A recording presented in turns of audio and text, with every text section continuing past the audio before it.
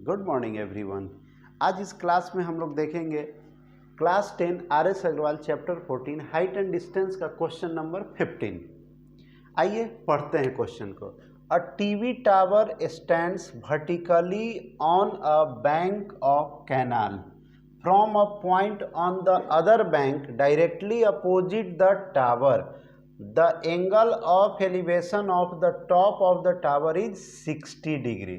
देखिए इसमें बोला कि एक टीवी टावर स्टैंड है कहाँ, तो जो कैनाल है, कैनाल के जस्ट अपोजिट रिवर में, अपोजिट बैंक में, और वो डायरेक्ट उस बैंक जहाँ पे कोई उस टावर को देख रहा है ऑब्जर्वर, उससे एकदम सीधा ये टावर है, एकदम सीधा स्ट्रेट वे में। यानी मान लेते हैं कि ये आपका टावर हो गया और ये रिवर आ रहा है, ये रिवर है, रिवर के जस्ट दूसरा छोर पे, ये रिवर के वन छोर पे ये है स्टैंड किए हुए है टावर, और दूसरा छोर पे ऑब्जर्वर है एकदम किनारे पे, और ये विड्थ ऑफ कैनाल हो गया, ये विड्थ ऑफ कैनाल। मान लेते हैं कि ए बी टावर है तो बी सी जो है वो विड्थ ऑफ कैनाल हो गया। चलिए यहाँ से कोई ऑब्जर्वर टीवी टावर को जब टॉप पे देखता है तो एंगल ऑफ एलिवेशन 60 डिग्री बनाता है।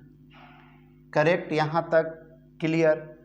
From another point 20 metre away from this point, इस पॉइंट से 20 मीटर और दूरी पे जा करके, 20 मीटर और दूरी पे, मान लेते हैं डी पॉइंट पे आ गए, ये 20 मीटर की दूरी हो गई। यहाँ से सेम स्ट्रेट पाथ में, सेम लाइन में, जब इसको फिर टीवी टावर को यहाँ से देखा जाता है तो ये एंगल ऑफ एलिवेशन 30 डिग्री बनाता है। ये एंगल ऑफ एलिवेशन कितना बनाता है जी? 30 डिग्री। तो बताइए height of the tower, tower का हाइट क्या है, और विड्थ ऑफ द कैनाल, जो BC है वो विड्थ ऑफ द कैनाल है, कैनाल का विड्थ है। तो मान लेते हैं let height of the tower be x metre and width of the canal, width of the canal कितना है? y मीटर मान लेते हैं, ये x मीटर मान लेते हैं, ये y मीटर मान लेते हैं। फिर से एक बार क्वेश्चन को समझिए। एक टावर है, एक कैनाल के एक छोर पे, बैंक ऑफ कैनाल, एक छोर पे किनारे पे ये टावर खड़ा है, दूसरे छोर पे ऑब्जर्वर है जी, तो बीच में ये जो विड्थ हो गया वो कैनाल का विड्थ हो गया।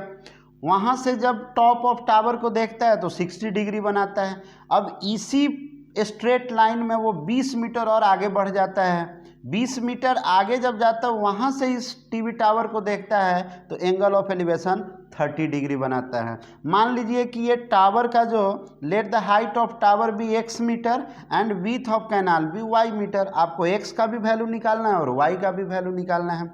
आइए, अब आपके पास दो राइट एंगल ट्रायंगल हैं, एक राइट एंगल है ट्रायंगल ABC, तो इसी में चल दीजिए पहले, और दूसरा है ABD। तो in right angle triangle ABC tan 60 degree से, चलिए देखिए इस एंगल से चलिए परपेंडिकुलर, और ये बेस हो जाएगा, तो perpendicular x by y, tan 60 का √3 वैल्यू होता है, तो x बाई वाई, चलिए इसको इधर भेज दीजिए, √3 into y equal to x. Equation एक मान लीजिए, x के बराबर एक इक्वेशन आ गया। फिर दूसरा ट्रायंगल ABD में चलते हैं। In right angle triangle ABD में, अब एंगल कितना है जी? 30 डिग्री, तो tan 30 डिग्री, चलिए tan 30 डिग्री से क्या हो जाएगा? देखिए 30 से चलेगा तो ये परपेंडिकुलर x हो जाएगा, और BD जो हो जाएगा वो बेस हो जाएगा, तो परपेंडिकुलर x BD है y + 20। tan 30 का वैल्यू कितना होता है जी? 1/√3 equal to x/20 + y + 20, y plus 20। अब क्रॉस मल्टीप्लाई कर दीजिए तो y plus 20 by under root 3 equal to x, equation 2। देखिए x इधर आ गया और ये जाकर के क्रॉस मल्टीप्लाई हो गया, 1 से मल्टीप्लाई होगा तो हूबहू दोनों यही रहेगा। अब देखिए फिर जो दो इक्वेशन बना ये भी x के इक्वल है और ये भी x के इक्वल है। तो अगर हम दोनों इक्वेशन से चलेंगे फ्रॉम इक्वेशन 1 एंड 2, तो आपके पास क्या हो जाएगा, रूट 3y जो है वो y प्लस 20 बाई रूट 3 के इक्वल हो जाएगा। इसको इधर भेज दीजिए तो ये 3y हो जाएगा, मल्टीप्लाई होगा रूट 3 से तो 3 हो जाता है, और y प्लस 20, y को इधर भेज दीजिए तो ये 2y हो जाएगा इक्वल टू 20। इसलिए देखिए y इक्वल टू 20/2 यानी 10 मीटर। y का यानी विड्थ ऑफ कैनाल जो हो गया वो 10 मीटर हो गया।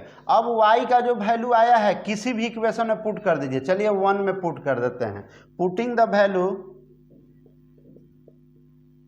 The value of y in equation 1।